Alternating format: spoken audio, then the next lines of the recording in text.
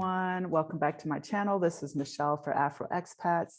Today I have the pleasure of speaking with Dr. Aaron Bryant, and he's located in Puerto Vallarta. He was happy to share his journey with everyone, his basically how he ended up in Mexico. So I'm going to be experiencing this with you because he and I haven't really talked about it. So this is really exciting, and I'm happy to have a Black male on to talk about this because we get a lot of Black sisters, but it'll be really nice to kind of like, have the brothers show up. So thank you so much for agreeing to be here to discuss your business with me. I really appreciate it. Tell me about your stuff, your life, and yes, anyway, I'll let you go ahead and take over. Well, I appreciate it. I follow you on Instagram, and I enjoy all the little segments you have and the places you go. So I was intrigued to do this. But I will say one thing. I don't have a business in Mexico because unless you have your visa and you have a work permit type visa, and I say that because we understand work permits from the States, you're not allowed to actually make money. And typically there's two types of jobs here that most expats have. Is usually one, they have a business, which is very difficult to get. And the other one, they sell real estate. So, but the thing is, I to keep myself busy, I do dabble on the real estate. A guy who owns a company here, he appointed me as vice president because of my background in investing and real estate in the States. So he actually made me VP until I can get all my stuff. So I kind of oversee sales and marketing from a strategic perspective, but I don't make any commission or money because I don't want to get myself deported. And then I also recently purchased I guess it's been about a year now. I actually bought a cigar business, cigar company. Oh, wow. Okay. I like cigars, puros, they call them puros out here. And up in further northeast, about 3 hours in a place called Compostela, I found a family and I purchased it, bought the land, bought the tobacco, bought the whole thing, the rights. And then I kept the family on board, 3 generations of puro makers, and put them in and basically hired them to maintain. So to keep it running. Again, I don't make any money because I don't have a visa. No, the disclaimer has been said. So anybody listening, do not call them on me. So that's interesting. So you purchased a cigar business. So the business itself is the actual like plantation. Yeah, well, that's part of it. They have the plantation. Grandma, I call her Mama Herrera. She goes and she handpicks the tobacco, smells it. She's an expert in it. There's a whole story behind that. It's amazing. And then they basically hand roll it. So we got custom hand rolled cigars and wrap it up in the works. But yeah, I mean, I don't know if you want me to go into that, but that's just another facet of the things that I've been able to get involved with since I've been here. And it's amazing. I've only been here about, oh my goodness, how long I've stopped keeping track because days just kind of roll into each other in Mexico. But I think I'm somewhere around 16 months-ish. And I say because I go back, in the beginning, I think my first 6 months, I was kind of going back and forth like regularly. So I don't count the entire months. But yeah, a little bit over 1.5 years now, but I've done a lot since I've been here. You've done a lot. Yeah, it sounds like it already. That's very interesting. So I don't necessarily want to get deep into it, but like, how did you discover this opportunity and how did you find like, that they were even interested in selling or? Oh, the opportunity itself was, I was visiting a friend. I had a couple of guys that I knew I ran into that were from the States, California specifically. They had restaurants out there, American speaking. And so went to visit them, had a cigar because I didn't have any, liked the cigar. He said, oh, it's local. Introduced me to the family. Coincidentally, they were also doing something where they were doing a mural of Kobe Bryant. And I happened to be there, and the family again started building a trust with them. And long story short, they were struggling financially. This is sort of obviously this is during COVID. and didn't know anything about social media, just did not have any aspect of marketing or anything of that nature. Pretty much just a mom and pop trying to sell in their own little small local town. And I immediately got ideas. I mean, I'm an entrepreneur at heart, Right. and I'm a business investor. So for me, it was like, I could take this thing bigger. And so we came up with some terms. You had the local lawyer, or the Mexicano lawyer, and you had the American lawyer. They did their thing. And now they're doing a lot more sales than they've ever done, and having a hard time keeping up. Wow, that's amazing. That's really, I love it. And who knew, like cigar plantation. So, you Oh, know, there's a whole nother world. Again, that's like another show, because you know, if anybody you do know that smokes cigars, and they're always talking about which one's the best ones, they'll talk about Cuba, they talk about Costa Rica and all that, Honduras cigars. But what people don't realize is the Maduro, which is the wrapper, a lot of those come right here from Mexico. really? So, and the cartel and the government know this. They know this already, which is why just recently they've changed some laws. And again, another story, but that it's huge. It's huge. It's a market that they were aware of, but us as U.S. expats, we had no clue. But I did my due diligence and my homework, and I found out a lot of interesting things. That's actually quite interesting, to be honest with you.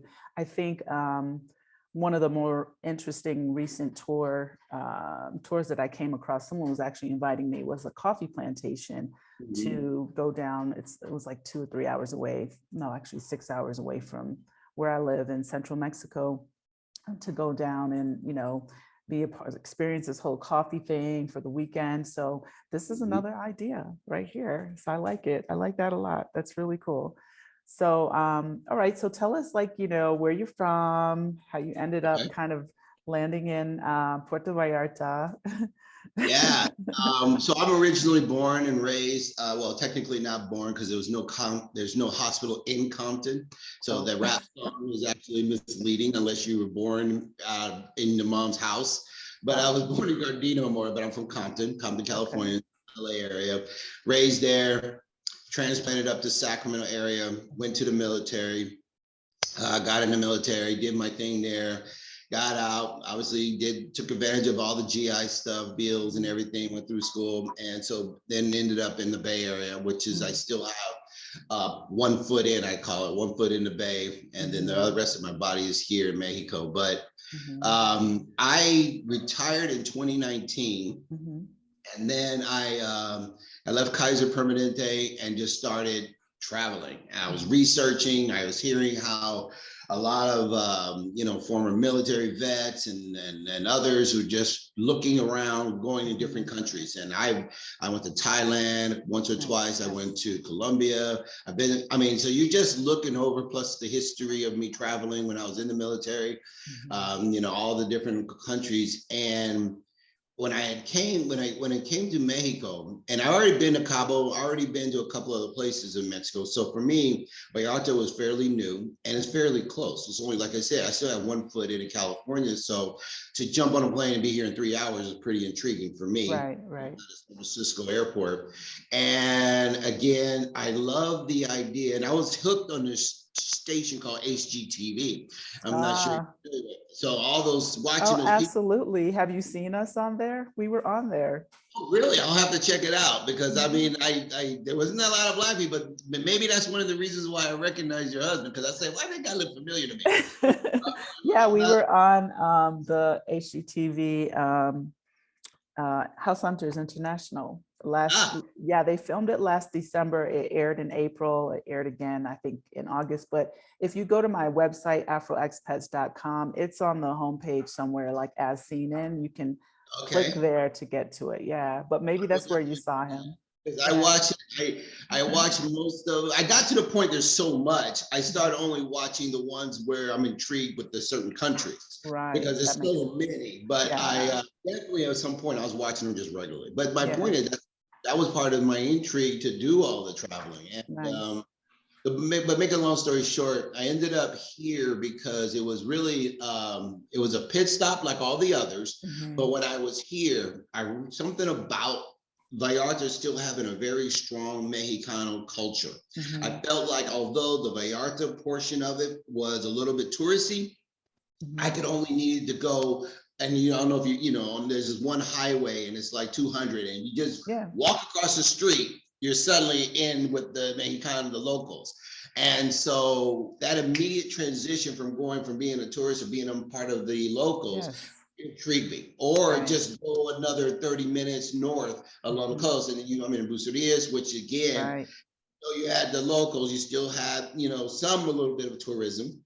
Right. And the further you go out, the further you get away from the tourism. And you don't Exactly. have to go very far. Like when I go Yeah. visit my Stella, there's literally hardly any tourism there. I mean, I'm literally among them. So Mhm. those are the things why it interests me. Cost Mhm. of living, obviously, the low cost of food, but the intrigue that I took from being here as far as a country was Mhm. how culturalistic, how the people treated me, Mhm. the economy, of course, Mhm. and the adaptability, because obviously I'm a little stronger on my Spanish than I am with any other language in the Right. world. So those were the boxes I was checking as I was starting to kind of narrow down. And I had it narrowed down to, and again, it was like Colombia was on the top of my list, Mhm. Thailand, Philippines, and Vallarta. And Okay. clearly, because I'm also a vet, I was kind of factoring in other things because, Mhm. Philippines had a VA hospital still, Mhm. Okay. a strong presence of US militaries. And again, I'm Mhm. taking a lot of data from that.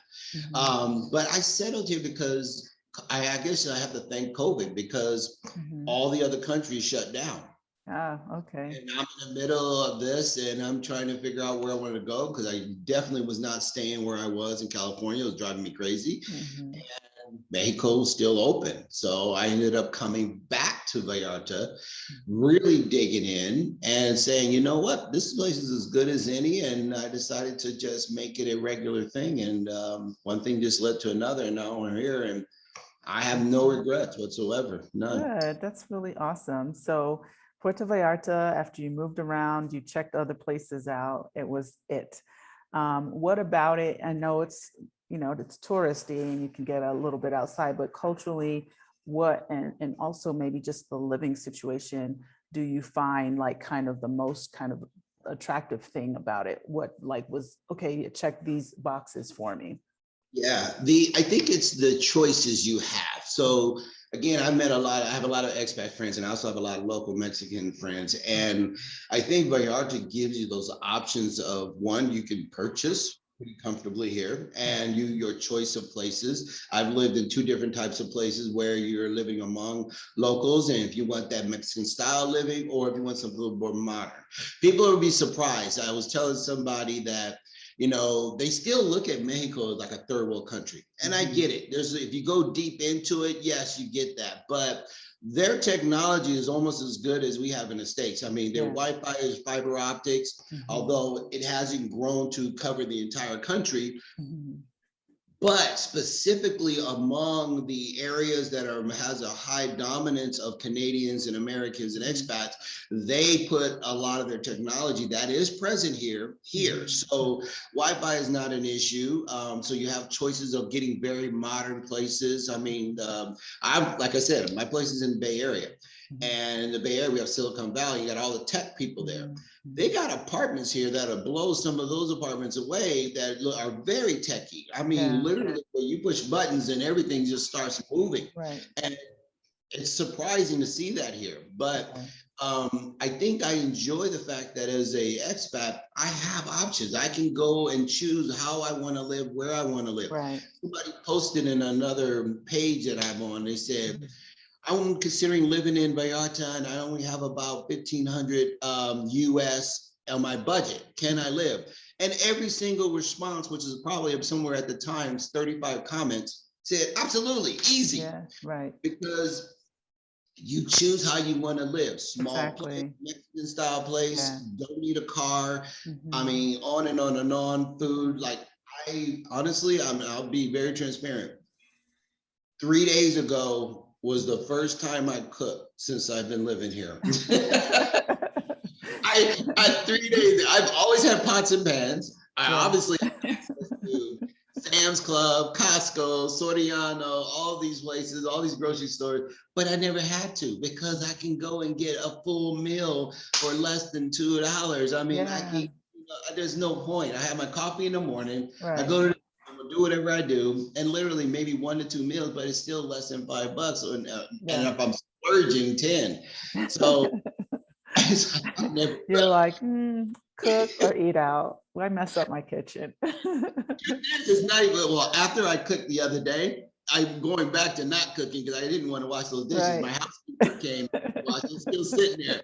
I just had Oh, to make sure Lord. it's getting in my sink. But I was like, hey, I do. And I did that on purpose, by the way. I knew she was coming the next day, so I cooked the previous day Yes, because I knew she would that's wash so it. funny. Yeah, no, that's good. I mean, and that's the benefit. I mean, I think sometimes we don't always allow ourselves to be, not to say okay with this, but just kind of like, like, okay, this is not what I normally would do if I were living in the US because yes, it costs a lot more. So I think it's really pleasant when we get here because there are some things that we already factor in, right? And those some things that we already factor in is cost of living in terms of rent and the other bigger, items that you would consider in the US. And then when you get here, it's like, oh, okay, I can get all these services. I can eat inexpensively and I can do it regularly. I can be involved in activities and I can go check out a movie. And, it's like you can kind of do almost everything that is in front of you, as Oh, yeah. opposed to feeling kind of some kind of way about it.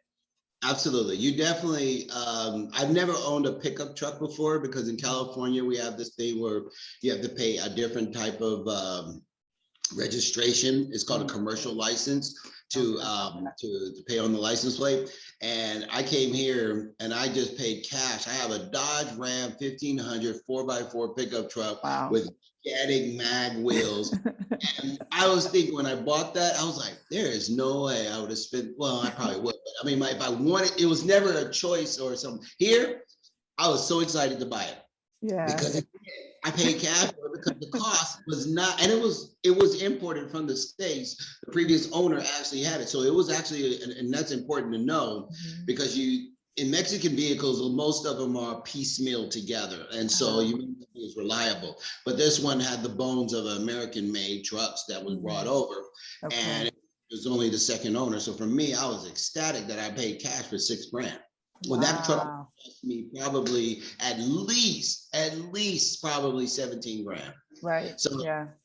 again, it's like these are the things you Winning. splurge. So Yeah. you took your truck and you went to go get your $3 meal. And I Winning. got a Mexican driver's license that I paid 3,500 pesos for. Yeah, exactly. Did Those, you have someone, those, you can't lose. Did you have someone help you with getting your license? Because I did too. 3,500. Yeah. Okay. There's no test, there's no anything. Mhm. You just find the person who knows, has a relationship with the registrar. There's a saying here in Mexico. You can pretty much get anything you need. And so, of course, I was able to get that. And the reason why I got it is because I didn't have a visa yet. Mhm. But when you're getting pulled over by policia, who will always take advantage of opportunity to pull over an expat, it's not a bad thing. Yeah. What it is that if you do some minor infraction, they're trying to take advantage of an opportunity to make put a little money in their pocket. Right. Right. Here, That happened to us in Puerto Vallarta, by the way. Go ahead. That's another story. so I'm assuming you had probably 300 pesos in your pocket, you handed it to him or her, and you're off and running. And Yeah, they asked well, my husband was going up a one way and we were leaving that's and the we tip. didn't realize it, because it was kind of dark out. We left early in the morning and yeah, the cop pulled us over and he was trying to get more. And I was just like, no way, we're not doing that. And I was just like, no, not doing 1,000. No, we're not doing that. So he kind of was like, I don't know if he said, what do you have? I think I just said, we'll do 5. Because, I mean, we were in the wrong. And I understand that this is how it works. And I've said this on some other video back, a few months ago. But I just think sometimes as Americans or US citizens, we kind of get really bothered by that. But in retrospect, I'm like, okay, if I actually had been in the US and actually got a real ticket, I would have Exactly. paid more than $25 for sure. It's just, it feels so corrupt, but it Yes. is what you said, that they are just trying to make a little bit more because they don't make a lot of money. I mean, I think their average salary is somewhere like 15,000 pesos a month. Are you talking Policia or are you talking about in Yeah, the general? police. The Yeah, I'm not police, sure about Policia, but I know the average person is, yeah, I know 8,000. yeah, they're between 5 to 8,000 pesos a month, and Mhm. that includes overtime. That's 6 days a week, Yeah, working 12-hour days, 10 to right. 12 hours. And just so people understand, that 5 to 6,000 pesos a month is like 6,000 pesos, about 300 US dollars for the whole month. And like you said, includes working 6 days a week, overtime, extra. So I think the police, I saw this just a few days ago, the average salary is maybe like 10 to 14, or starts at 8 and goes up to 14. So again, they are doing their best to protect us, but they also trying to, put some extra Yeah, whatever they on their table. advantage of that where they can. And then, so for me to get that Mexican license, what it did was it immediately changed my status from Yeah. looking like a tourist to knowing I'm local. When you're Yes. local, that 500 or 1,000 pesos goes down to like 300 to Yes. 150 pesos. Yes. I should have negotiated better. Yeah, he was starting real high. And we are locals because I have a Mexican license and Mexican plated vehicle. But, he just, Yeah. yeah, he figured, and I think he understood that we were leaving because our car was packed. And, Uh, I was willing to give up the license, like, okay, whatever, I'll come back or I'll figure it out. But whatever, we handled it. But what I wanted to ask you was, did you have to do like any, aside from, I know you didn't have to do a written exam, did you have to do like a eye exam or anything like that? Because someone told me here in our state, they've recently implemented that they had to do like an eye exam, and I feel like they had to tell what their blood type was, because if something happens to you, I guess it would well, be on the license. That makes sense. I'm hearing a lot of changes are coming down the pipe. We just had that changeover in government, the local government on the Nayarit side, and I Mhm. would not be surprised. But at the time, no, I absolutely did nothing. I Okay. literally passport thing. I think maybe I showed my California license. I think. You probably And, did. I'm sorry. You probably did, because I had to show my Florida license to Okay. not have to take the test. And I didn't Yeah. have to, you don't have to give it up, because someone asked me that. Do you have to give it No, up? no, You don't have no. to give it up, but you have to show that you have a driver's license active that shows that you actually know how to drive. Yeah. Yeah, I believe I probably showed that, and then boom, next thing I know it, my guy told me to have a seat here, and I think 20 minutes later, the lady was printing it out and had me take a photo, and I was out. Yeah. Yeah. And I also want to explain too that in your scenario, it was the same as mine in the beginning, because I was on the tourist visa in that first 6 months or whatever it was, the first 180 days, that Anyways, to buy a vehicle, this is what I was told, I needed to have a Mexican driver's license to purchase the vehicle with my tourist visa, a Mexican plated vehicle. So, it could be a little different in some of the different states, but for the most part, that was what I was told. Yeah. well, so I did not have to do any of that, and Okay. again, if you know the right people, and everything can happen. So That's I was true. Compostela, small town. They have Yeah. their own. They don't call it DMV. They call it registrar. Right. And basically, I have a friend that knows a friend who worked there, and Okay. I was able to. I bought the truck from a person, Okay. took the plates for all the licensing. The person that was buying it from was there. We had all the paperwork, all the documentations, and we literally handed over to this individual who worked there. Mhm. And I think I came back the next day, and he handed me plates, sticker, everything, and it was all Everything. Nice. nothing. So I don't know. I don't know what the right way or wrong way. All I know is it cost me X amount of pesos. Wasn't a lot, actually. It was more. To be honest, it was more of a tip. Right. And so I was done. That's awesome. I took like him. I just buy drinks for, but the person at the actual registrar, I think I might have gave him 1,000 pesos. But Yeah. I mean, he made my 50 life. bucks. Yeah, he made my life easy, so I Yeah. could care less, Yeah. because it is a long process. I know we had to go to Topeka, which is the next big city, and there they got this gigantic, it's almost like government building where that's where all the license, all the main stuff happens. And we had to go there. There was no getting around that. But by this time, all the paperwork was done. Right. So the ground level stuff was done. It was just a matter of delivering it there for them to give me all the official stuff. And then I was good to go. So nice.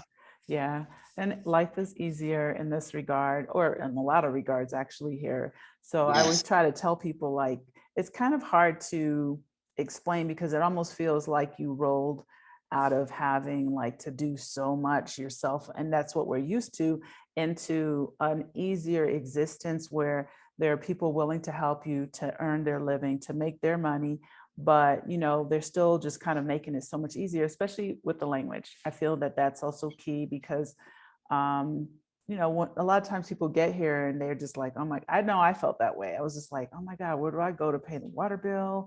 I don't even know where to start. I didn't even have a car, you know, and they had people who actually will pay your bills for you.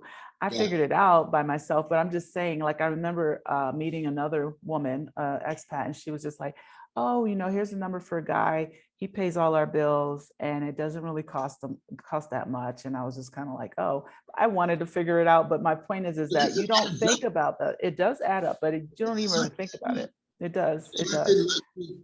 I'm probably a little bit of I mean, I enjoy being pampered a little bit. I do take advantage of the fact that I can do so much more, but at some point that stuff start adding up. So how hard is it for you to go over to CFE and pay your electric bill, or go to Oxo and pay your total plan? Come on. Or pay it online.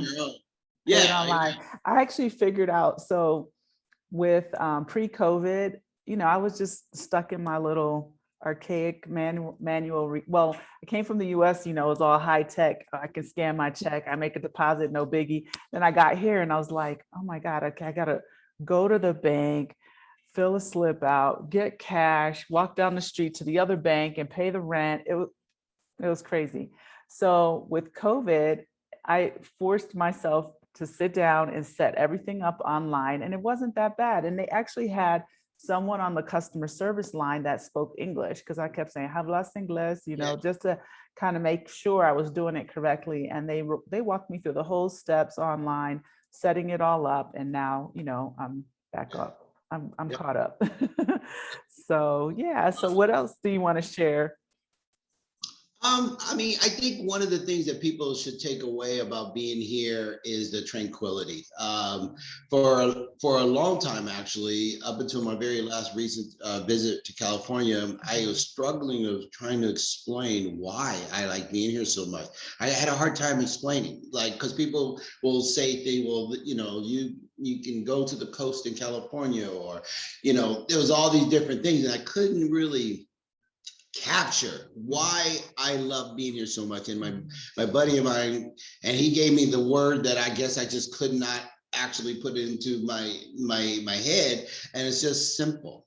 And the fact that I wake up without an alarm on my own terms, and to choose to just, what is today going to bring me? The simplicity behind living here has been an amazing thing for me, because my background, I'm in the military. I was in special ops. I've been in combat 4 times. I have all kinds of things that I've seen and done in my life.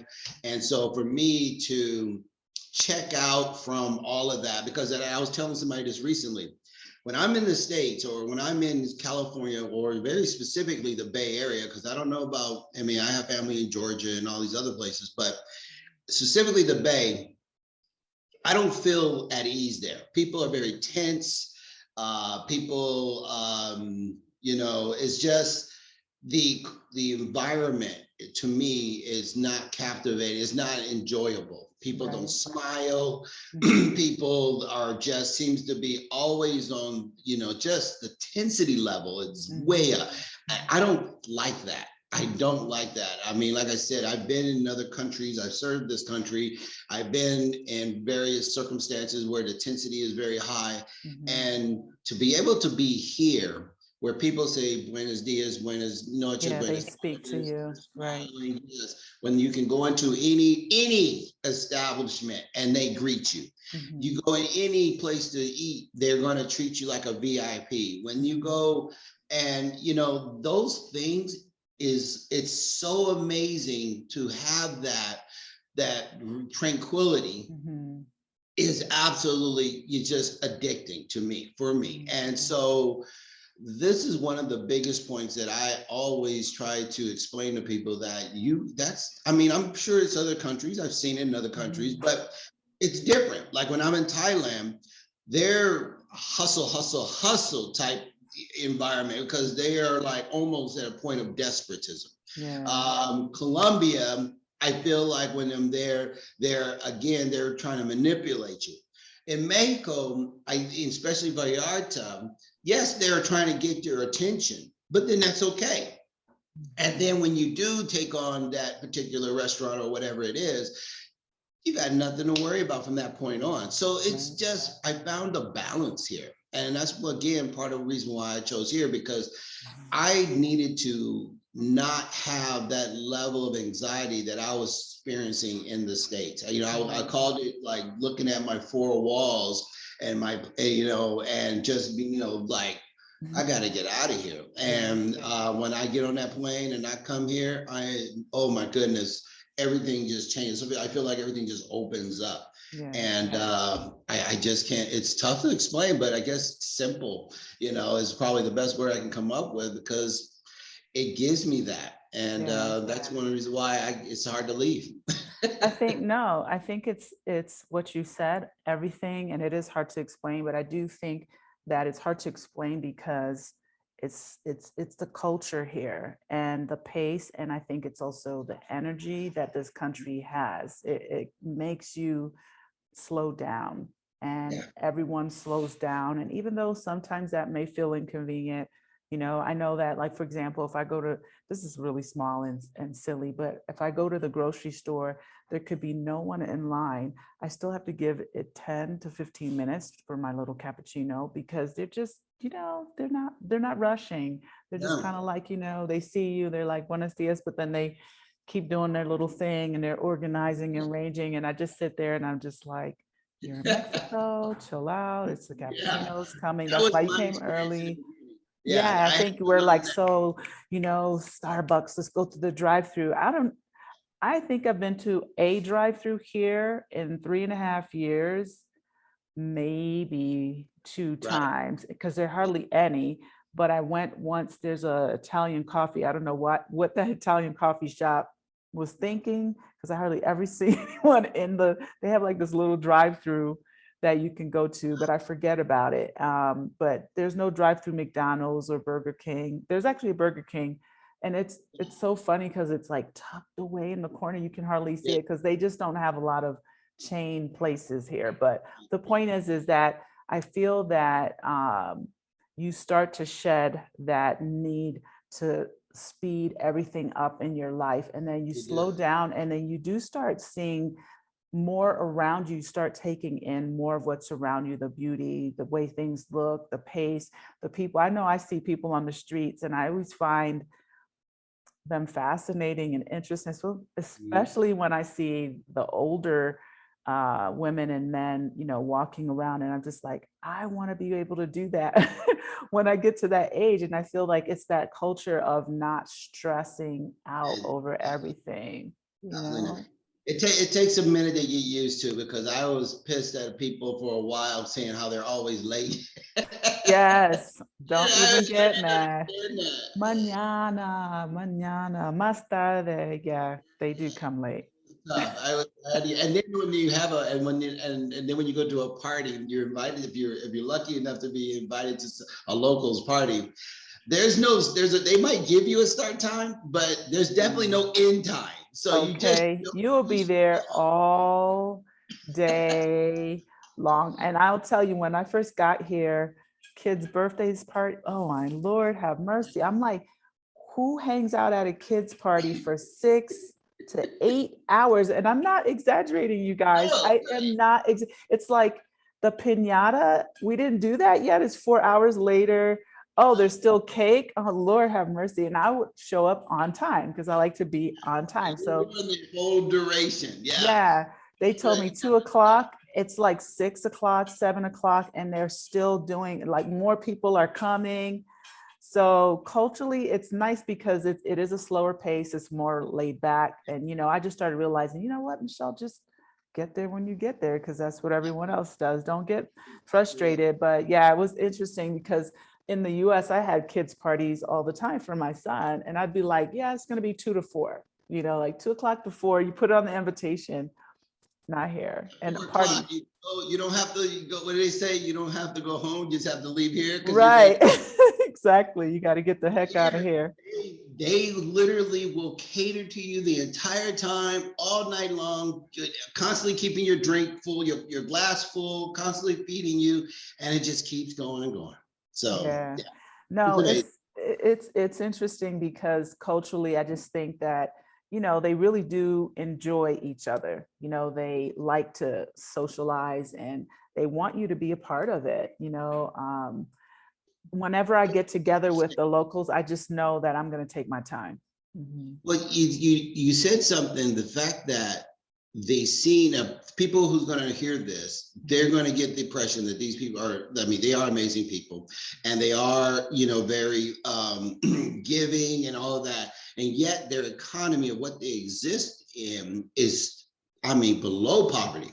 Yeah, And yet, they still find the happiness. They still find exactly. that they appreciate what they have. And I, Mhm. again, that's going back to my reasons of being here, because I even need to learn that. Right, I right. need to understand that. I've already started selling like a lot of my stuff. My Wow. Porsche right now literally is on a dealership Mhm. being sold. I've already started learning about these online clothes stuff, Poshmark and all that. I'm like, I didn't even realize how many golf shirts I have.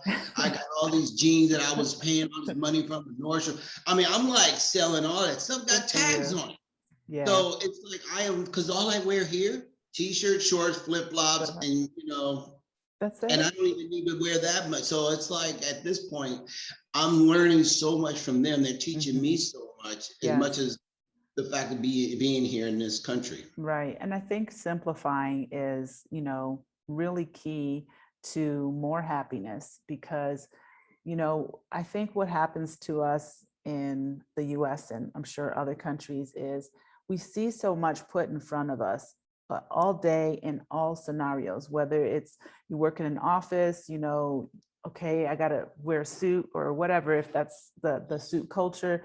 As women, I got to dress up every day. Oh, so and so has this bag and they have their hair and they have the makeup and they have the no, really. So we are probably unconsciously in the cycle of trying to keep up even when we may not want that.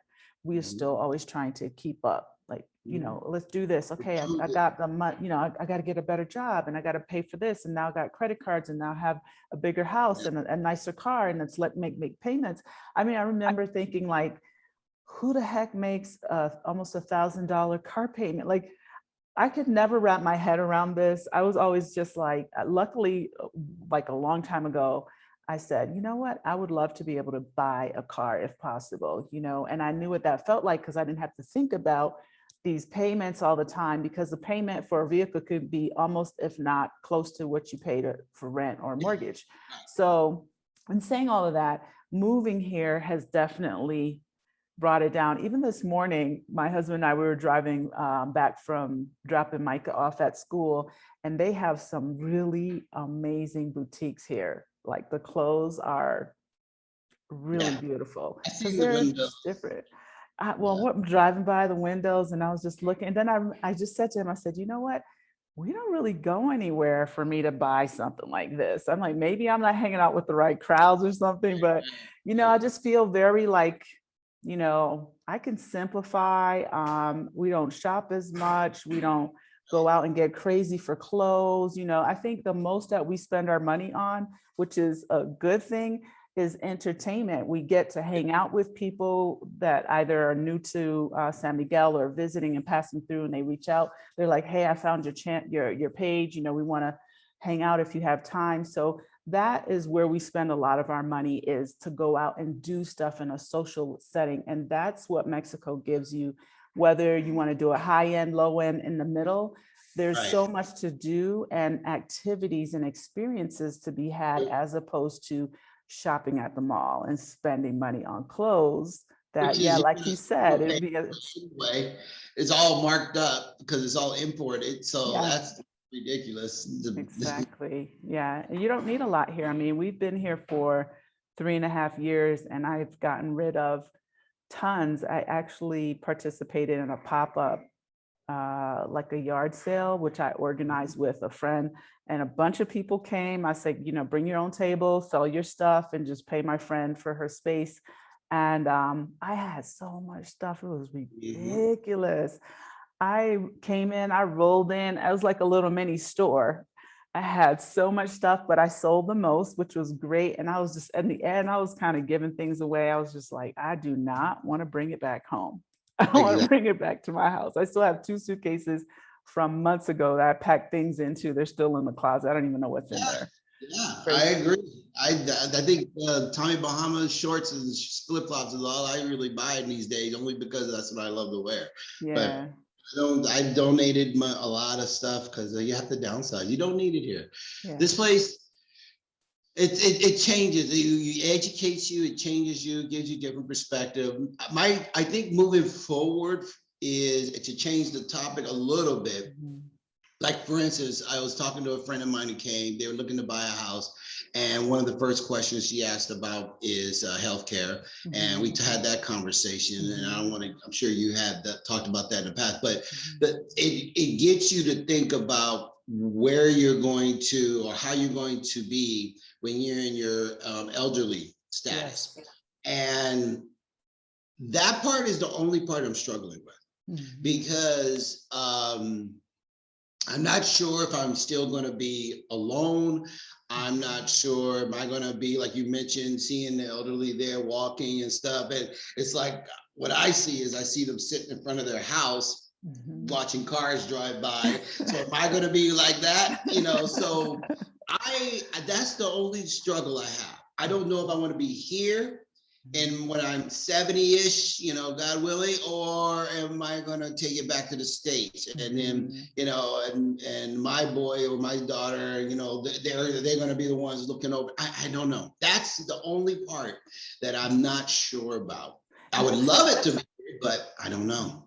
That's a great point, absolutely amazing point, actually, that has not come up in any of my conversations. I think from a personal level, for example, with my mom, who is very independent, she's 79, but she's very independent, very healthy, able to move around on her own. She's kind of, kicking it in Connecticut. But at some point, I think about that, and I've asked her, like, how would you feel? Because she loves being here as well. But how would you feel about being here? Because I know that I could have around the clock care, and I could Mm, afford to pay for that, mhm. and have someone that could be here or live with her and give her that kind of care, and I Absolutely. could still be with her, as opposed to her being over there. I mean, my 2 brothers are there, so that's also an option as well. But at some point, she's probably going to need to be in someone's company and not be able to live on her own. So I've considered that as a thought, not necessarily for myself fast forwarding into the future, but that's a great point. It's something to think about. And I mean, maybe Mhm. I'm overdoing it by looking that far ahead, but Not really. and if you're going to, and like right now, the market here is great. So you invest in a place, Mhm. you buy you can, if you build something, if you marry somebody local, I mean, I don't want to get all real estate laws and all that, but the point is that when you are looking to establish this place truly permanent, because I know a lot of expats, they eventually go from their permanent to actual dual citizenship.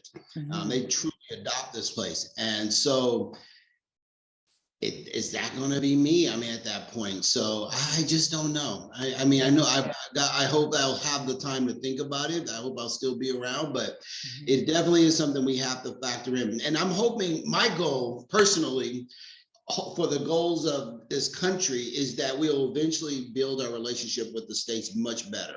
Yeah. I know we're getting there. Mhm. And then we get a little setback, like our previous president, when we anger them and then we go back and forth. Yes. But some clues are there. Like, for instance, and again, I don't want to go too far off into anything else, but like, I love the fact that of all the countries that I visited, Mexico is the one country I didn't have to pay international plan for. Yeah. So that relationship's already been established. So to me, we are definitely, there's got to be some collaboration of growth.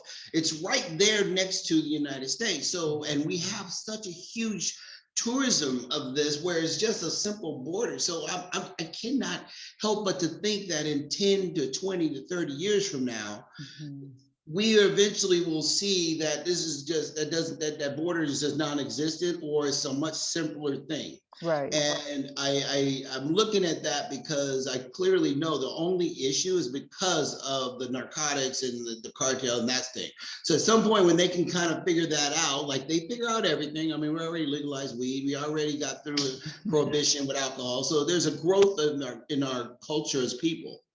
So my point is that if we can somehow continue to collaborate and improve things, we will get to the point where it's not even an issue anymore to be able to live here. Right. And they have some of the best dental care, that, because everybody flies dental, so, and their doctors, I actually collaborate with some of them, I have friends with them, and they're pretty impressive. So I'm seeing a real improvement. The medication obviously is different. We, they don't have to go through as much checks and balances as we do in the States. They're a little less rigid on that, which is, again, concern and not a concern, because there's some pros and cons to that, but again, another show. But there are definitely things to take into consideration. And I just feel like in the next decade or two, I'm hoping that this will be, it will be a non-existent concern, because it almost here would be like being in the state, if not better in some cases. Right, definitely. That would be, especially now with all the stuff happening with immigration, just like ease of, maybe they'll make something easier for people who, for example, what's happening with immigration. And I had a show on yesterday that, I was talking to my guest who is an immigration specialist, and I learned some things as well. I mean, I have a residency in Mexico, but what I learned was that even if you bought land here, it has to be a certain amount that you paid for it for you to qualify. And I just thought, okay, it seems a little imbalanced, because if you paid something underneath this $200,000, you're still not really entitled to come here. And I'm like, yeah, but they're happy to take that money. But, it's like, there should be something else. But according to what she said is, even if the value of that land increases, like, for example, in San Miguel, there's a lot of properties and land here that didn't cost a lot 10, 15, 20 years ago. And now the value has really skyrocketed. It doesn't matter. It's like whatever was written on that original paper is all that matters. So I feel like, yes, there are a lot of those kind of weird things that hopefully in time it will make more sense. The government is, they're pretty smart, and they always want to be able to, because they have that law where they have it, the rights to eminent domain. They can take it back. They'll pay you fair value for it, but if they have to build a road, they can take that. And so, all these little things and these little bylaws and between the line stuff, they put it into their favor, and it's not in our favor. So it's very risky to purchase something, and you're only going to get fair value or what you pay for. So it's like, it's tough. It's tough because they are always thinking 2 or 3 steps ahead for the sake of to be honest, for their country. I have to admit that that's really the sake of the country, the government, or the cartel. But that's literally what's important. Last on the list. Yeah, exactly. Way last on the list. So, what's it been for you being just a Black male living in Puerto Vallarta, like your experiences in general? Because a lot of people ask this question as well, and I'm sure you've been asked that. Well, for one, I will say that it's not what I expected. I thought when I first came here, when I was first visiting, and then obviously when I was here for a duration of time, I thought I was walking on, like I'll be walking on water and people kissing my feet. And I thought all the girls would be trying to come at me, talking about because they want to, because they, in my mind, they want to go to the States and all that. That's a complete bull. That is not the case. They don't want to go to the States, and I don't. And I'm starting to see why. That's completely rubbish. That's not the case. But it's interesting because I'm different because one, I'm Black. Two, I'm not at the stereotype retired age. Mm-hmm. So they look at me twice because after I got through the tourist factor, like I said, I started off in Bucerías. Well, my first 2 months or so was at the Rio Palace. So I was kind of not knowing that I was kind of separated from everything when I was staying at the Rio Palace. And then when I realized, okay, this is not working for me.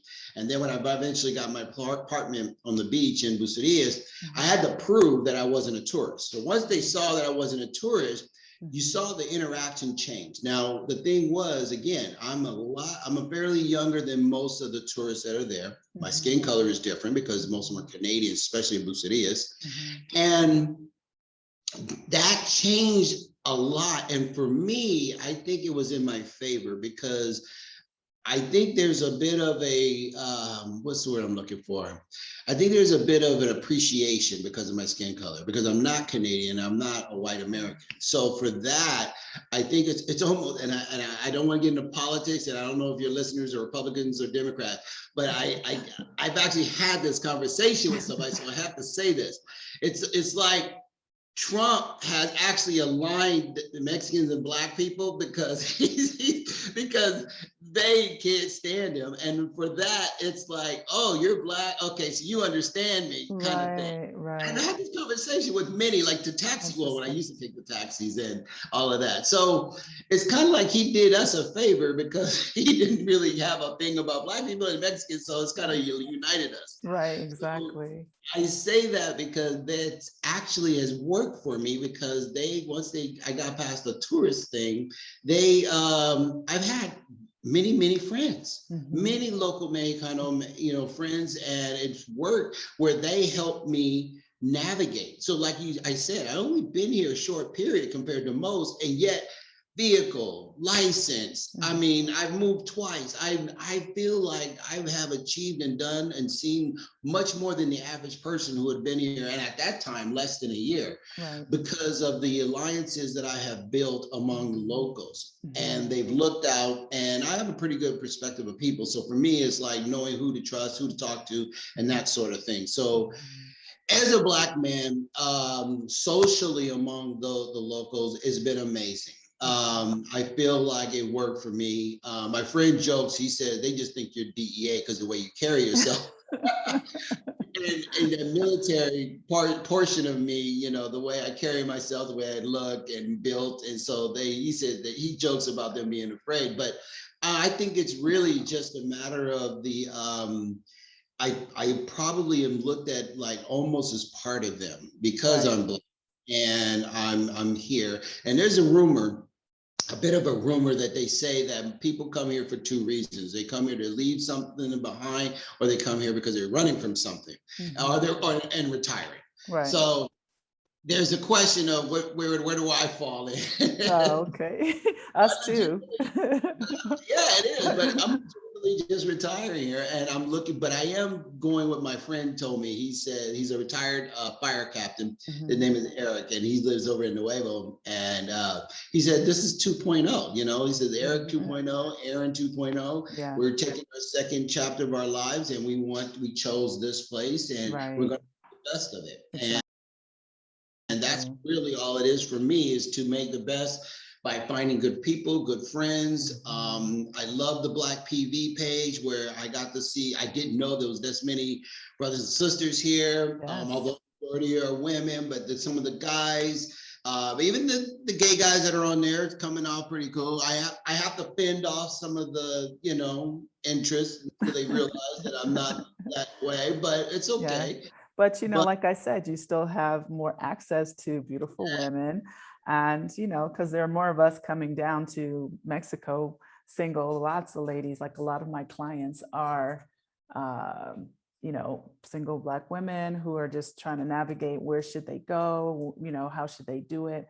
So I find it really interesting that that's kind of like, more the numbers are like way up here. So yeah, maybe you need to like, create a movement of more guys coming to Mexico. No, and I say that because first of all, in the US, there's the struggle of being a Black male, period, mhm, safe from a lot of different angles. And that was one of my top reasons for not wanting to raise my son in the US. I wanted him to be the global citizen, and I wanted him to learn another language and all these other things. But I was also nervous about raising him in this mindset and this culture, because at some point, I think naturally as humans, we rebel against the system. And I also feel too that a lot of our Black boys get into problems because there's this constant, ridicule of you doing and being in the wrong because of your skin color when you probably aren't doing anything.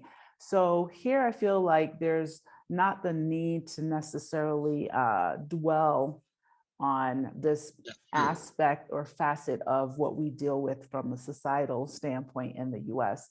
So being here for me was like being able to raise him in a more open-minded, freeing environment and being accepted because, we are all brown, Black and brown and whatever varying shades, and Mexicans are as well. So they don't see these separations in terms of color. Absolutely. Absolutely. And I think I applaud you for that type of thinking for your son. Your son is very lucky and blessed to have open-minded parents that are thinking outside the norm, because that's absolutely, he's going to be able to speak two languages, which even if he goes back to the state, that's going to benefit him Absolutely. amazingly. And then to be able to, again, culturalize himself to know that there's things outside just the United States walls. I mean, he's going to, what we were just saying about the appreciation of knowing that you can live on little, that's going to benefit him moving forward. He's going to learn how to budget his money. He's going to understand the value of money. He's going to understand he doesn't need to go and pay this much. There's so many things he's going to gain. Yeah. But you're right. It really does eliminate the pressure. And actually, this is the first time I thought of that. I didn't honestly think that from a perspective of racism or being a Black man and the pressures of that. And maybe because I'm just used to it. Remember, I grew up in Compton. So being raised in Compton, it was the norm. And that's even among our own. Because before Compton police lost their city, lost their police department, because now it's run by the county. But before they did it, we had my friend's dad across the street was a Compton police officer, and they still kind of had that type of mentality. So against our own. But my point is that I just been so used to it, I just kind of forgot until I got to the Bay. And in the Bay, I'm surrounded by Middle Easterns and white, and I get pulled over all the time. So I get stereotyped all the time. And this is my own little city, and still, which again is why I left. But I had not processed that here. And again, it goes back to being so simple, the tranquility. Right. So I almost literally didn't even realize how that's part of why I'm so calm and relaxed. Exactly. I didn't even. And in addition to that, people don't perceive you as a threat in any way because of the color of your skin, because you're a Black man. There's so many subtle things that are put in front of us. And I'll say this because now that I live here, I didn't watch a lot of TV in the US, but I really don't watch a lot of TV, like, cable television from the US here, movies and things like this. I do dig into, Netflix series here and there. But what I notice is, and I know we know this, but I notice it more now, and I'm so bothered by it when our skin color is always over depicted with negativity. Every single thing I see, whether it's from a commercial to, a show or conversations, it's like we're really put in a negative light on a regular basis. And, I notice it more here because I'm not surrounded by that subconscious thinking that Black is bad. You know what I'm saying? So because I'm not in it, when I see it, it really jumps out at me. And I feel like I never felt this way in the US. Yes, we would make jokes about the token Black person in a movie that's going to get shot and whatever. But now I notice how much this is. Even yesterday, I was showing my son what was it? The Ghostbusters video from, when was that, the 80s? Because they have a new Ghostbusters out or something. I was like, I don't know if you That's would like this. Yeah, so I was showing him the video from, back in the 80s, the original song. And I was just looking at it and I just thought to myself, here we go with the, colorism thing or whatever. I mean, thinking to myself about it, how much this has been a part of, because I graduated in the 80s. So it's like, I'm so used to seeing this that you don't think about it. It's just subconsciously ingrained in you that, you're inferior, period. End of story. So it's nice to be here and have a lighter, less pressure to be better and walk on eggshells because, I mean, I can go anywhere, no one looks at me weird. And if they do, it's because my hair is different and they're actually intrigued. Same with my son, it's like, they're like, oh my gosh. And then when he starts speaking Spanish, they're in love with him. I'm taking Spanish classes now, and I took it in school, but it's like obviously many years I'm rusty, but I'm getting back into it. Let me tell you, even if you're choppy with it, even if you just make your best effort, they will appreciate it. Absolutely. They won't let you, but they'll appreciate it, and it'll get you a lot further. Absolutely. Yeah, absolutely. No, I mean, they love him, and he's also very social. So he just starts talking to people. He asks questions. He was asking the lady at the panderia this morning, the bakery, about whatever she had. And I think they don't expect it because I usually start talking and my Spanish is okay, but his is flawless because he learned it here. And he's been, so for him coming here at 6, he has like the accent. He just sounds like a local. And it's pretty interesting to see him switch over because obviously I speak to him in English all the time. So I don't really get the full-on experience of just how much he knows until I see him interacting with other people. Or nowadays, I even asked him last night, how do you say this sentence? And he was telling me, and I'm typing it out because I know how to spell it. But sometimes I'm not sure, like I leave one word out and it's not connected or clear. He's like, no, it's hacer, blah, blah, blah. I was like, thank you. But it's really a blessing. And I'm super grateful that we are able to provide that experience. Even for my husband's grandkids, when they came down, I remember saying to him, like, we are creating a legacy here. We are creating a whole other path.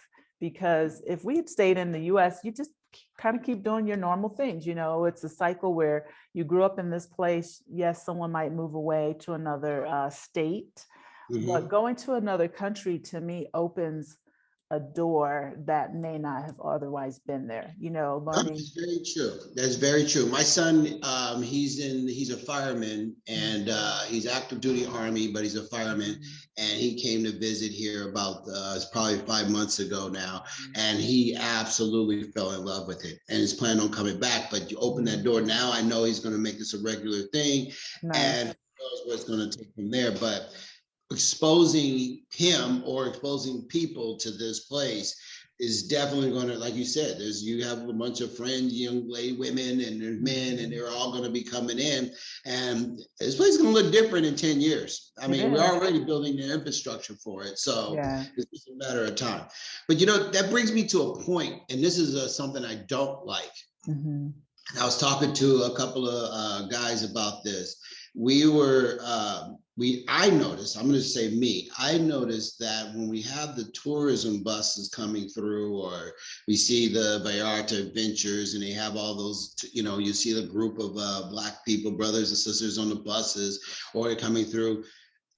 If you have the listeners and the watchers that are paying attention to this, all I ask is they leave the ego in the States. I cannot understand that. It bothers me because you were just, it reminded me because you said how we have to deal with that back home. It's almost like because they have to feel inferior there, they come Yeah. here superior. And Mhm. the way they treat people, the way they treat the locals, the way they act, it just drives me crazy. No. And it's just and it's not just one or two, it's because they come in their groups of, I don't know if Right. it's a bunch of friends or frat brothers or sisters. I don't know what it is, but the point is they come in swarms, and I can see the local guy who's driving them or the interaction, and I can see the cringes on their faces. But they got to take it. They have to acknowledge it They got because to earn their living. And yeah, that's not it's, cool.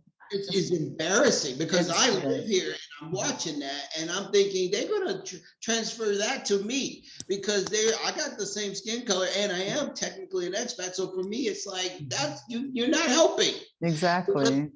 They suddenly come to this country, they want to take advantage of feeling better for themselves because they didn't have that back Right. in the States. Right. So that reminded me of that, and I would love for your listeners, anybody who comes here, check that at the TSA when you're coming through. No, you're Because right. You're making great points. And, I think even for newcomers of people who are moving here as well, I've seen posts over the last 2 years from people who are just like, just so annoyed because, oh, the realtor didn't follow my exact instruction and and I don't live in these kind of places and and I'm always saying to myself, and I've said this on my other episodes, like, my advice to newcomers, visitors is to walk with grace and to walk lightly, because we could be anywhere in the world and they would not accept us. And we know this because you can go to other countries, and although they may want you there for your money and your tourism, they really don't accept you, right? right, You can't integrate into their culture or their world as easily as you can in Mexico. So I always say, I am personally really grateful that I can live here and I don't feel like a complete outsider, even with me not knowing great Spanish. I mean, I'm intermediate, but the whole thing is that people are just what you said. They're helpful. They want to know about you. They will invite you to be a part of their yeah, world. They're gracious. Like, I have a girl who house sits and sits my son. She and her family are just so beautiful. And there's so many people like this. It's like, these are the ones I've gotten to know: her aunts, her mom, her brother, her dad. And they're just so amazing. She's like, anytime you want to come over and hang out in the country with us. We went a few weeks ago. I made a video about, well, a couple months ago now. And, I was thinking, like, I have no idea where we're going, but okay, I'm going to follow you out to the country, not super far, but far enough. And, right, we went out there and she was like, my aunts, who I'd met her aunts, they do gorditas on Fridays and then burgers on Saturdays and hot dogs and whatever on Sundays. So we went on Fridays. They were so like loving. We went to her grandmom's house and they were just like pulled out chairs. And her grandma was just straight speaking to me in Spanish, just like blah, blah, blah, blah, blah. And I was like, yo, like, yo no entiendo todas, but okay, like I got most of it. They were telling me about their rooster and the new cow that they got. And it was just so loving. And I remember thinking to myself, like, this reminds me of how I should have been when I went to Jamaica, because I was expecting my family to be like, oh, whatever. I didn't get that. And this is a country that my parents came from, and I had relatives there, and I felt so at home. And that they were just kind of like curious, and they wanted to make sure we were good, like, are you enjoying your meal? Do you want anything else? And we just sat down, and like a whole bunch of people started coming by, buying gorditas. Micah was playing with all the kids, and we were the only foreigners in this mix of like 50 people that were just coming and going in this little village. We were sitting there, people were coming, they're like, oh, buenas tardes. everybody treated you just fine. It was like, Yeah. But it wasn't even just the just fine. They see you. They Mhm. see you beyond your hello. They see you. They want to know about you. They want to ask you questions. They want to make sure you're okay. It's not just a transaction, you Right. know? And I want people to understand, like, when you go out into even like the non-tourist places, and even the people that are providing those services, they come from these Yeah. villages and towns. So, you know, walk with grace, and be courteous. You know, I say that often because yes, it is embarrassing. And yeah, I don't want you messing it up for us. We live here. Exactly. You know? Exactly. Don't mess it up. We have a good thing here, and people just don't get it, and they just come and go, and they just, it's embarrassing. I don't like it, but I mean, hey, I mean, We can just preach the word. That's all, my brother.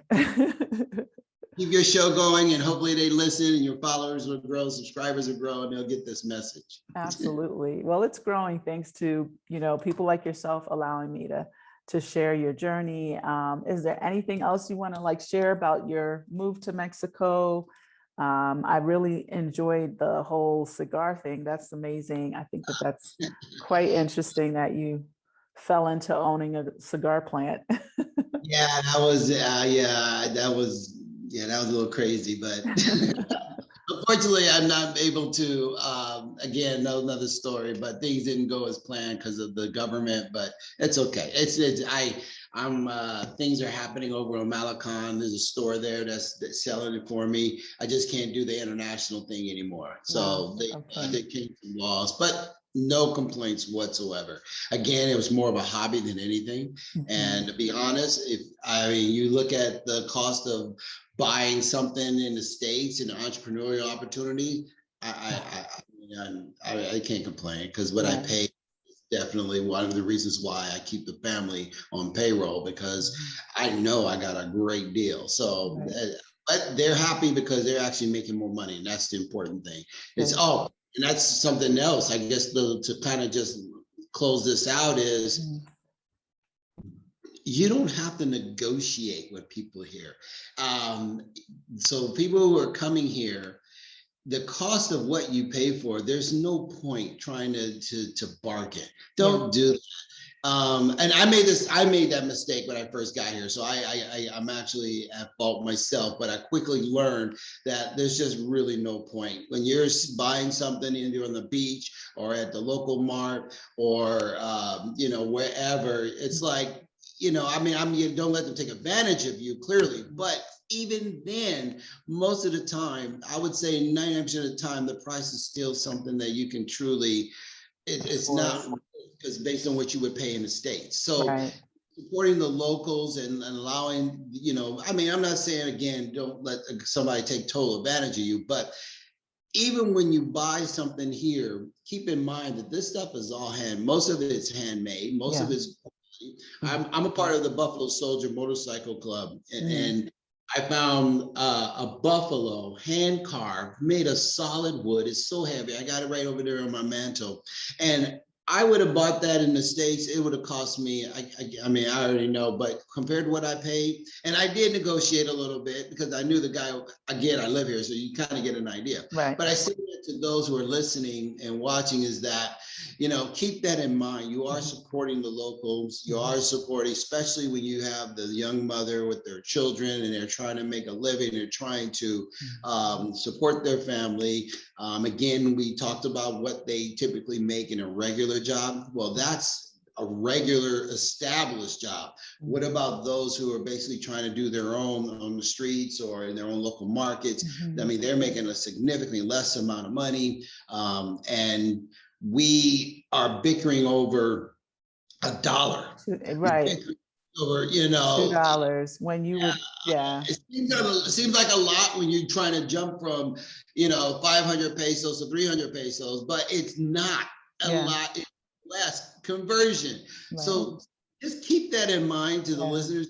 It's not really that worth it to Mhm. complain over a couple of bucks when Right. you could be supporting the locals who are Right. really working hard. And I say working hard, working hard. They work way harder than we would ever imagine working. And I have to say that because I see, and they're very meticulous about it as well in a lot of ways. You know, they're just very methodical and just like, yeah, we'll get into that another time, but I wanted to like piggyback on that and say, it's true with, not negotiating hard. Like I feel that if something is obviously overpriced because I'm a gringo, Right, I just walk away.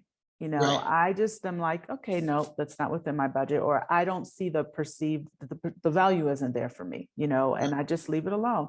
And if they want to negotiate and they say, well, what's your best price? Then I will say what I think is fair and That's what important. I would pay. But I don't try to go like, cutthroat, because Yeah, I'm not comfortable doing that. I mean, I used to travel around like Thailand and also Cambodia and, places in Europe and South America, where I would go to markets and it's sort of like, okay, let's get a better deal on or whatever.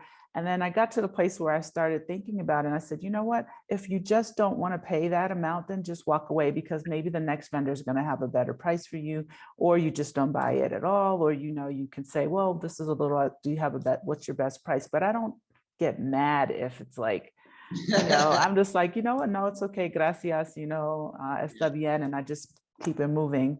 I find too that in Mexico, people will, well, maybe in Puerto Vallarta, they will haggle a little more. San yeah, Miguel, not so much. right. It Because kind of Puerto depends on Rico where you has a are. touristy thing going. We have Yes, a huge traffic of tourists. We right. have big cruise ships that come right Hmm. here. So Right, yeah, why they do that, because it's almost the nature of the location. right. Whereas in San Miguel and further up, those areas, or even south, you don't have as much of that traffic, so you don't have that issue or some of those things happening. But I Right. get it.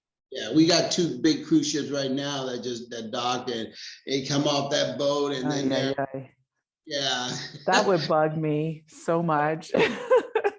I swear, I'd be like, ooh, am I in South Beach again? Yeah. Yeah, I don't go out. I don't think I left. I went to did my Spanish class yesterday. I grabbed some food. I came right back to my condo because And I just, chilled. I hope those boats are there, because I That's don't so want to. cool.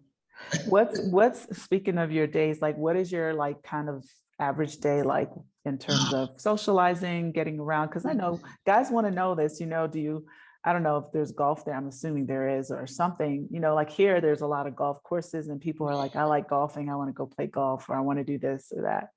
So I'll have to walk you through that because it actually changes, and it Okay. changes based on your those you associate with. So when I first got here, Mhm. I got a part of a group that plays poker a lot, and it was like almost every night I was playing poker. We had underground poker at restaurants, Oh, literally, nice. and it was amazing because we would be able to smoke cigars. We play poker, and I'm not talking it's like expensive. We're talking 300 pesos buy-in and Yeah. rebuys at 500 pesos, and you can actually win up to about 1,500 pesos. Wow. And you're meeting guys, and you're talking, you're drinking. It supports the local restaurant, Right. and we have a guy who's a professional dealer, so we tip him. It was amazing. So Mhm. 3 to 4 nights a week, I'm doing that. During the day, it was a little bit boring. I was usually, because this was fairly new when I got here, I was on the beach. I would literally wake up. I I go to the gym, the fitness center I was joined with. Go to the gym. I walk to the gym, work out a couple of hours, sit down for another hour and a half, drinking my latte. Then I head back, shower, grab my chair, my peel, the pocket, the radio thingy, Mhm. fill up my bag with cervezas and ice and my umbrella, and then I go sit on the beach. And I Mhm. literally, kid you not, will be on the beach for like 5 to 6 hours until the sun goes down. Then Yes. when I'm done, I pack up and then I go play poker. Now my life's a little different. Now I once a week I'm golfing, sometimes twice a week, because you join, for the golfers out there, golf is very expensive here. I thought I would be golfing 2, 3 times a week. No, Mhm. because golf is for a tourist, a guy coming off the plane or whatever to play golf. You want to drop 110 US easy. Mhm. Mhm. So, but if you get a part of a golf club, you pay a little fee, and then you pay like about 1/3 of that, give or take. So my Okay. average golf game is between $40 to $50 now. Okay. Um, And so I play once a week. I'm in a group, organization, so that also helps me get to know people as well. Clearly, they're all a lot older and retired and locals, but that's fine. And that's, again, changes the dynamic of people you get to meet. And that gets you invited to other things. So like I've just been invited to go see some show. We were talking about shows earlier, and a part of one of the guys actually is a part of the show. And so he invited me. So you get to open doors through golf. But my day at this point, because I actually been living here, it's pretty much, I probably turned more into a reclusive type person now because I'm more comfortable of where I am, and I got a place that makes it comfortable for me. I have a beautiful 90-degree view, so I enjoy being here. I have over, like we talked about, TV and Netflix and all that. I can watch all the newest movies as they come out. I just saw last night watching the new James Bond, and Venom's coming. I'm about to watch that. Nice. Yeah, as soon as they release, I guess the King Richard is about to be released in the States on Friday. Okay. I'll have it here, so I'll get to see that Nice. on Friday. So these things, and I invite people here. So I don't go out in the streets as much. Most of the time, people will come here. Security will call me, and then I buzz them in, and I'll host little things here. And during the day, that's pretty much because of the traffic and everything happening. I'm not too much out there unless I'm going to Spanish class, golf, or I got to go to the grocery store or anything of that nature. Very seldom I'll eat locally sitting down and eating, because to be honest, I kind of enjoy coming back to my condo and eating like I did last night. But when the weather gets better, but I will see, again, where I'm situated here, I can go this direction, I'm in the locals. I go that way, I'm hitting the tourist area. I don't go that way. Especially as high season, it's just if I wanted to, I'd stay in California. So I'm going in that direction to sit at a restaurant. And I'm, they appreciate that, because the tourists don't know about, this side. So that's where I'm at. And I love it there, because then again, I'm a part of the locals. I'm part of contributing to the economy. That mom and pop restaurant appreciates me. I'm sitting by myself, relaxing, and it's not quite the beach, which I can go to anytime. But this time of season, I'm a little bit of avoidant, because again, it just gets overrun. It's overcrowded. But overall, I mean, Puerto Vallarta, do you feel that that's where you're going to stay, or you think you might move around a little bit? That's tough. I think I'm still too new to make that decision. I'm not too naive to understand that things can change, because I've only been here a little over a year, and I know that I will be for at least another year. But to be honest, I honestly don't know, because there's so much more. I used to teach open English as another, I'm still a part-time university teacher in Oakland at Holy Names University. I'm still teach there, but I was doing this little thing where I was teaching English for this little company. And my students were Spanish-speaking students, and we were teaching them English. And I met some amazing students that lived in all these different Latin countries, and we would have a lot of off-topic conversations. And amazing as some of these places that they would tell me about their homes, and I'm just started opening my mind to some other areas that's not that far from here. So I am not really sure.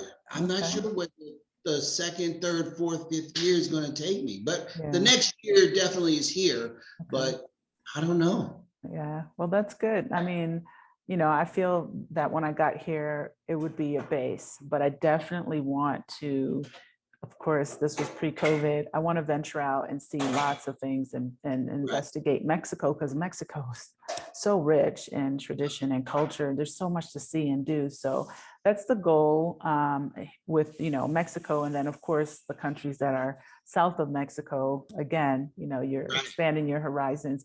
I wanted to ask you, what did you teach? You said you were teaching English.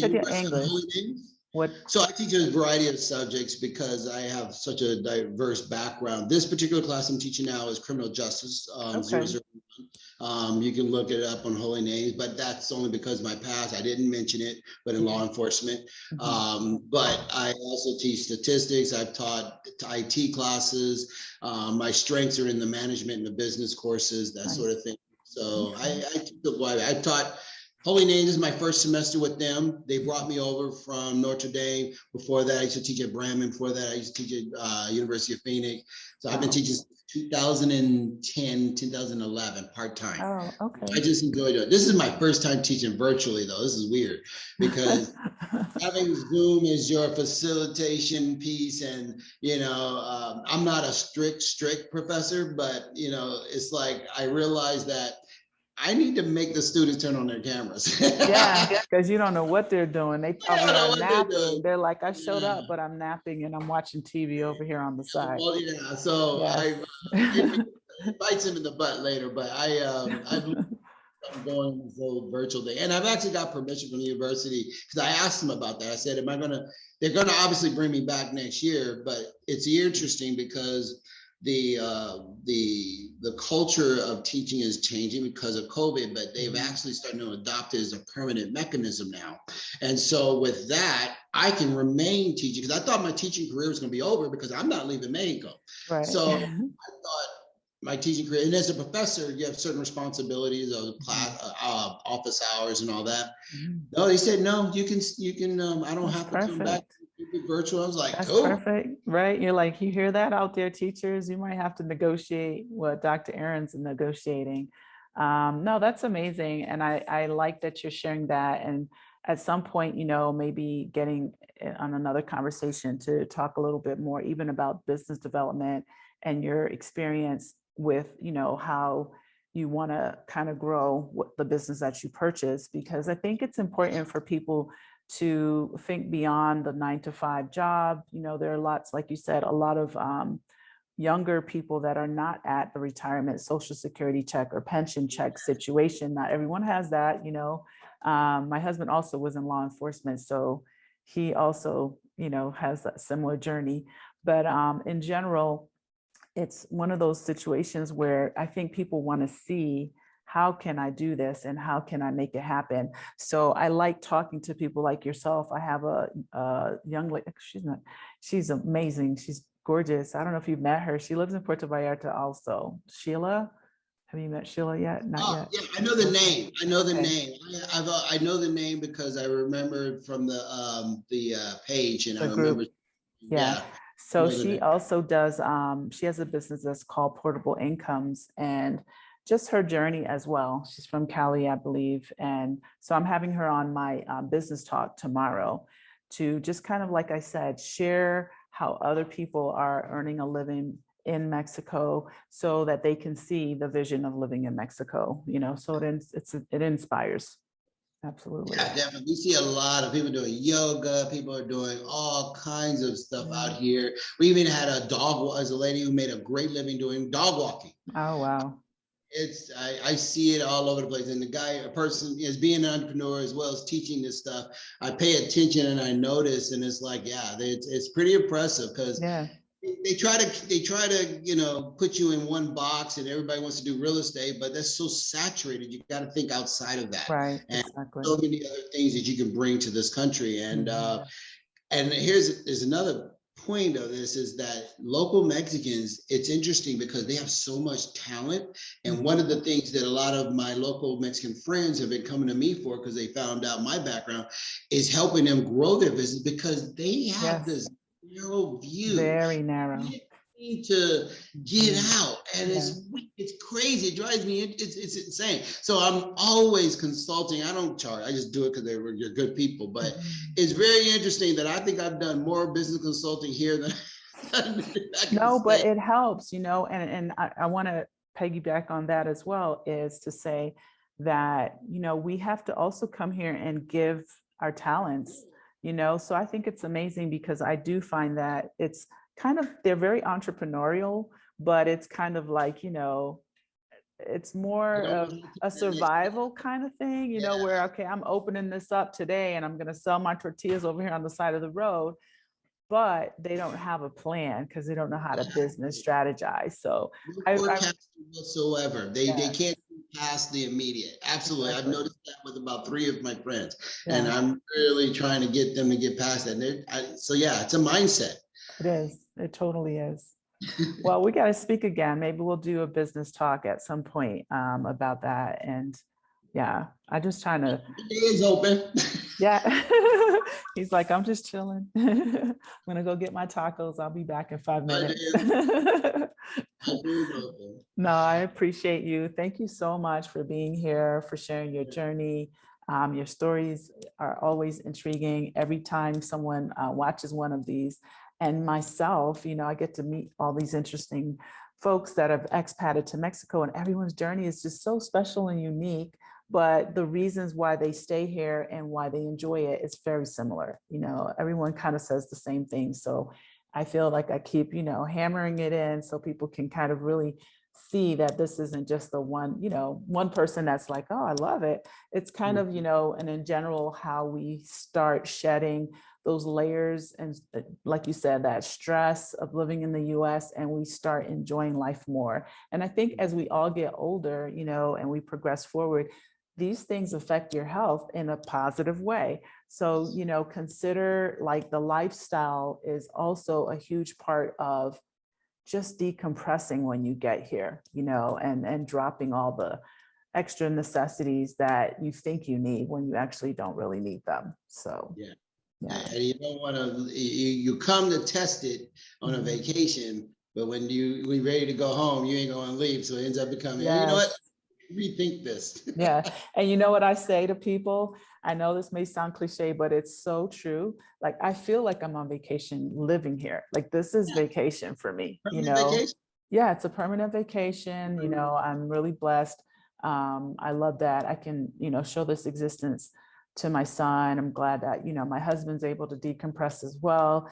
And, we just keep meeting amazing people. We have amazing gatherings. I have to say no to stuff. I'm like, I'm busy, but it's really nice. And I'm meeting more and more expats that are melanated.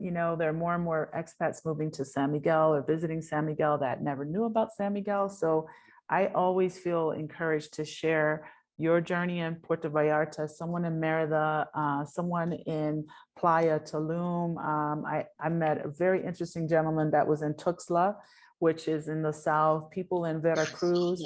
Yeah, he got married. Yes, he married a local lady, sent some pictures and stuff. I was like, congratulations. That's not hard to do, but a No, guy, I it's know. not hard to do out I here. know. It looked beautiful. He looks very happy. I'm happy for him. He had a That's- big old black man smile. He was like, cheesing. Probably, and it's probably so impressive that they probably embraced him, that They family probably, did. They I, absolutely no doubt. did. Mhm. Yeah, you would think like, oh, you're not Mexican, or you want to keep it because you see it. I mean, obviously Mexican typically will stay integrated, but they're amazing people. That's all I gotta say. They really are. They really are. I mean, I saw a video, like a short video and pictures, and he just looks happy as hell. Like, I mean, he had like the whole traditional shirt on with the embroidering, and he just looks so pleased. And you could see the people sitting at the table, and his wife had her traditional dress with the embroidering, and they just look amazing. And it's funny because when I spoke to him, he was telling me, it's on the interview, his whole journey to Mexico, how it all happened. He had no intentions of living here. He came for some treatment. And just, listening to how he also shed those layers of not knowing how blissful and, good the existence could be for him. But he also really, I think, felt like there was nothing really left for him to do and be in the US. It would have just been, him on his own, doing his own little thing. And I think he just found a whole new, sense of being in Mexico. So yeah, happy for him. Happy. Sounds like it. All right. Thank you so much for being here. I truly appreciate it. Thank you all for watching. If you haven't subscribed, please hit the subscribe button, share and like, and support these efforts. And all of my guests who get on and chat with me for like hours and hours and hours at a time. But if you have any questions for Dr. Aaron, feel free to post them in the comments, and I will, You didn't talk, wait, you didn't tell me about your podcast. We didn't talk about that. Yeah. Good show. There's a Dr. Okay. Bryant Speaks podcast. I'm on like 9 channels. There's a YouTube page. I'm not gonna get into it. It's mostly it's a mental health thing. I help veterans, and so That's it's important. mostly for veterans, first responders, because of the trauma that we endure when you're in combat and getting acclimated back into civilization. So, but that podcast is that's another story. It's No, I okay. know, but okay, tell us the short of how to find you. What's the name of it? Website, I have a website, drbryantspeaks.com. And so, Okay. but the YouTube page is the same, Dr. Bryant Speaks. And on all the podcast channels, like Spotify, iHeart, Apple, Okay. iTunes, Dr. Bryant Speaks. And it's Okay. all, there's shows. We just released one about suicide. In fact, I just lost another brother in combat. He was actually law enforcement. He's a sheriff in El Dorado, and he was also a ranger like myself in special ops combat. And he committed suicide. And so again, I did a show on that. We have another episode about that. I have things that pop up related to, trying to find peace within yourself. So those episodes are coming. I also bring on guest speakers as well, experts in different areas. But it's, it's catered towards our military vets, but with a little bit of first responders. But it's really just dealing with a lot of mental health challenges, and so and some politics. Getting acclimated back into civilization. Some of the things we have to deal with in society. There's a new thing out there called Veterans Court, because if you're a military vet and you're having night terrors, and or even law enforcement, and because of things that you've seen and done. And we were finding that, these veterans are, these trauma victims are committing crimes that are not known to them and not known why. So like, I'll give you a quick story. We had a vet who actually started choking his wife in bed. And he was basically going through something in his head. And luckily he didn't kill her, but because of the state he lived in, they had to charge him. And so what ended up, but this person is suffering from something from his military service. Well, what happened was this person ended up just going into the system like any other criminal. Right. So we now starting states and county levels are starting to adopt what we're calling Veterans Court. And what that is separating the military personnel into a different court system that addresses what he or she is going through and giving them a different process. So they still get charged with a crime, but if they go through the certain requirements of health and therapy, and they do it successfully, 18 months of this complete program, that felony charge gets removed off their record, and then they'll get back to their normal lives. So that's Veteran Court is like one of the shows that I've done. So people are not aware of that, and we're trying to build that. So again, Dr. Bryant Speaks, and I'm actually, to be honest, I'm sort of changing things around on the show. Where image professional approached me and had some ideas because of my book that came out. They're looking at helping me transition some things over. So we might be going through something fairly new, in the near future. But like rebranding a little bit. Yeah, they definitely want to rebrand, because I've been approached about my book. I've been approached about the show itself, and it's getting some momentum, and they want to work with me on rebranding and try to change things up a little bit. But for now, everything is as it is. But it's, the momentum is there, and it's interesting to see. But it keeps me, and that's something else that I keep busy on. I love that. And I'm sorry that I wrote it down, and then I got on the cigar thing and I started. I didn't want to.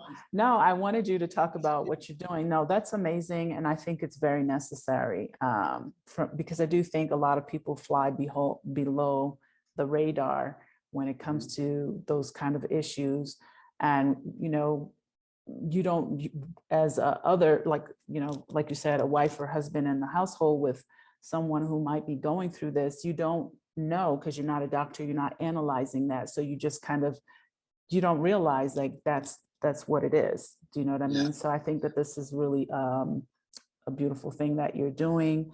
And I will definitely include that. I was going to ask you really quickly before we we go. Do you know Ray and Empress? Have you met them yet? They're a Miss Maloya, I believe. To be honest, I met so many people. I'm not sure. She's a jazz singer and lived in Germany for over 20 years, but now they live in Miss Maloya. Well, anyway, he's also ex-military, and he I just thought you guys might want to connect, and I'll tell you why, because of what you just said. And he offers like tours for people that may have, post-traumatic stress into the jungle, like horse tours that are really like calming, and also spear fishing, just teaching people how to, kind of be more relaxed. And we had a whole conversation about it. So, and he lives kind of close by, and he's not exactly in PV, but I think Miss Maloya is not far from Puerto Vallarta. Yeah. Yeah. So I'll send you their info stuff. You guys maybe can connect. All right. Thank you so much. I appreciate you and all this time that you spent talking to us. And we're going to circle back at some point and maybe get into the business stuff. Yeah. Okay. Thank All right. you. Have a good day. Enjoy the rest of your weekend. Bye.